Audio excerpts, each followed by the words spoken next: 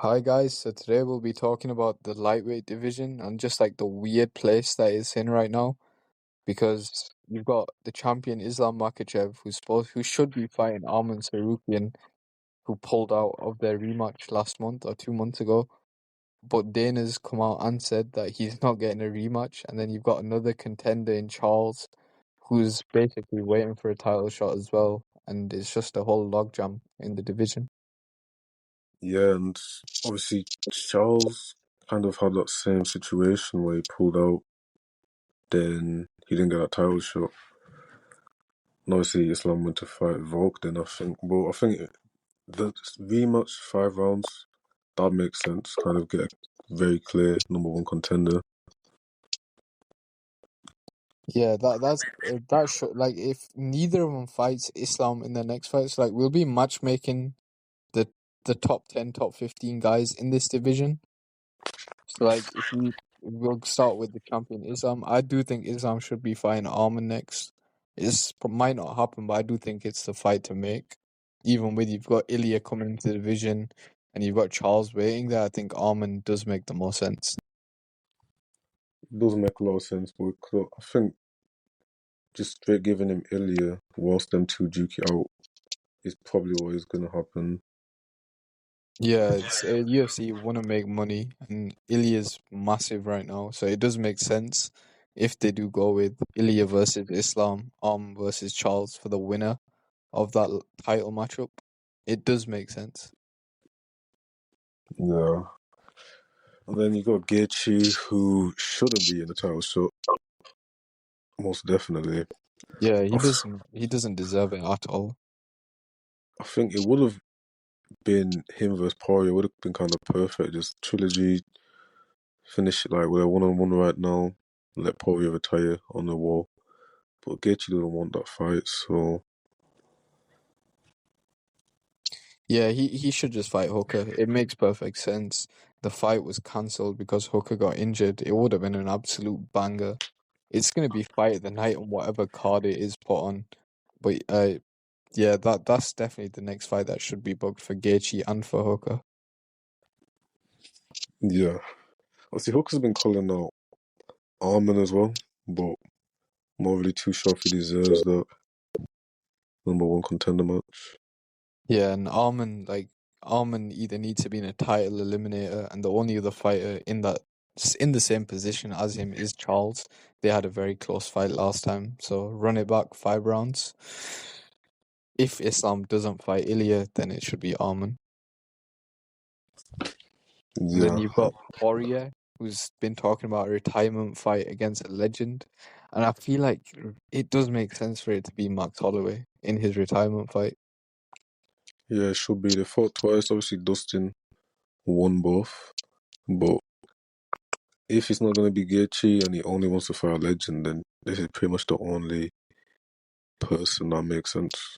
And Yeah, it's he's a going to be a good legend. He's fight, the no only matter what. legend in like the lightweight division that makes sense for Poirier to fight as well. Yeah, seeing Dustin Ilya talk, which is interesting. It'd be a tough match for Dustin.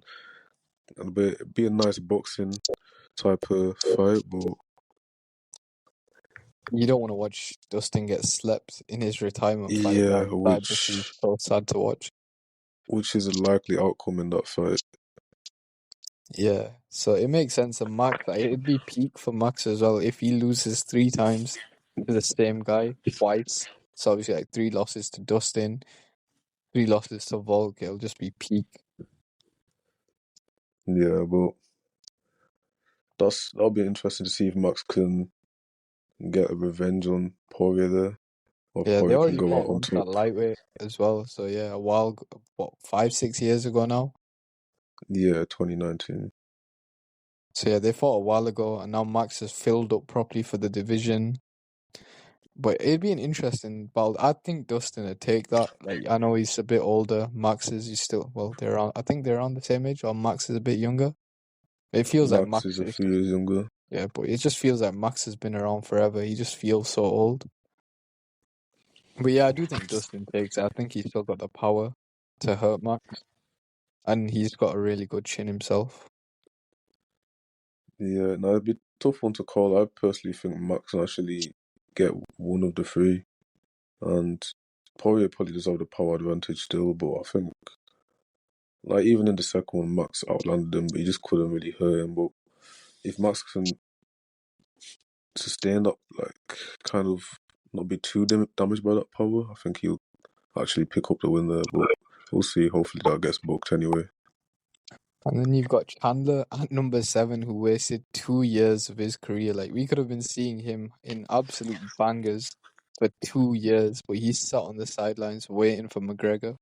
Now he's fighting like a BTEC UK version of McGregor in Pimble. Yeah, he couldn't get McGregor, so he just got like the fucking guy nearest in the world to McGregor that kind of looks like him. Well, it doesn't look like They him, but probably thought this sounded similar or something, yeah, no, yeah, he fought their cousins or some shit. but yeah, now it'll Paddy, be an interesting fight because like Chandler should win this fight.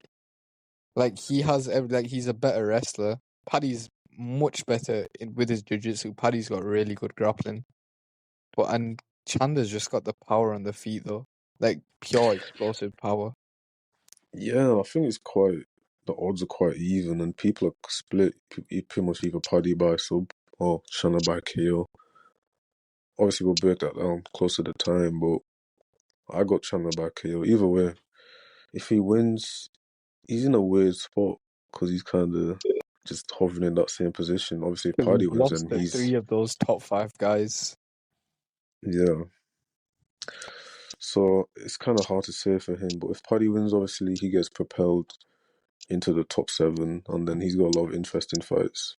Yeah, is Paddy's making a run for the title, and he's still fairly like I think it'd be his 5th or 6th fight in the UFC. He's still new, whilst Chandler, I think Chandler's had around the same amount of fights, but he's just wasted 2 years of his career waiting for McGregor, and he's already had his fights against the top guys in the division, and he's already lost to all of them. But I think Yeah, he beat Hooker. Hooker's the highest ranked guy that he's beaten so far. yeah, it's a strange spot he's in. Maybe he could fight the loser of Holloway Poirier if they were to fight, or something like that. But if he Yeah, loses, the then winner of the he'll fight should fight like it'll be a top 5 guy they fight anyway. They'll both be trying to make a run for the title. yeah. But if Chandler's to lose, he needs to have some serious questions about him and just like feed him to a Joel Alvarez, someone like that, and see like, yeah, can you actually maintain your ranking if you get beat by Paddy? But we'll Or see. maybe even he'd even think about retiring because he is old. He's not young. Yeah. And he had a lot of mileage in Bellator, even in UFC, he's been in wars so far. But Yeah, and had about 30 fights. Obviously, he fought Charles twice. In like the second fight was a banger. And the thing about Chandler is his IQ.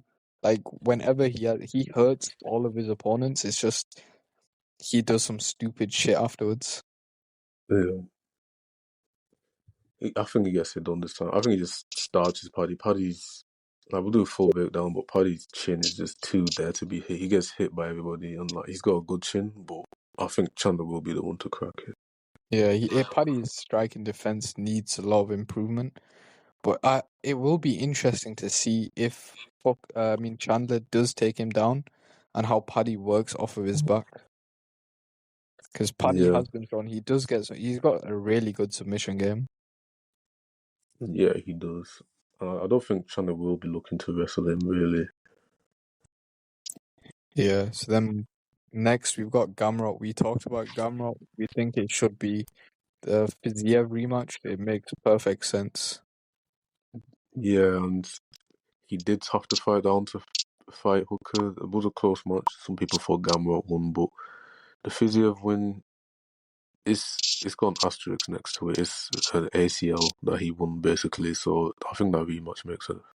Yeah, they've got to just run it back. It makes the most sense for both fighters. Yeah, there's nobody ahead that Gamrot can fight that makes any sense. And like down, he already lost to Dariush. I don't really think we need to see that again. I think Fiziev makes the most sense for him. Yeah, and then next we've got Dariush. Like Dariush didn't fight at all in the whole of 2024, so it's been a minute, and he got knocked out twice before that, which is probably why. Like he got knocked out in the first round by Oliveira, and then he got knocked out in the first round by Arman, so he needed to take that year off to recover. But he is old, and he's been around for a while. Yeah, you can see the grey hairs, man. I don't know how old he is, but he looks like he's been through some shit. And he's supposed to fight Moicano, obviously, in it, but he got taken off that, so Moicano could fight Islam. So they could either just rebook that and have that, or obviously Rufi called him out, which would be an interesting fight, and I think they should actually do that. Yeah, I feel like that's really like he's 35 years old, so it's now or never really for him, and he's been knocked out twice, so he's in a bad position, I'd say, because he's lost against the top guys in the division. So There's I feel like his next fight will like it needs to be something worthy of him. So like if he fights down to someone like Ruffy, I feel like that's him kind of saying, yeah, I feel like that's a UFC kind of setting him up for a loss to build someone like Ruffy. Yeah, essentially, but it's not too much like boxing.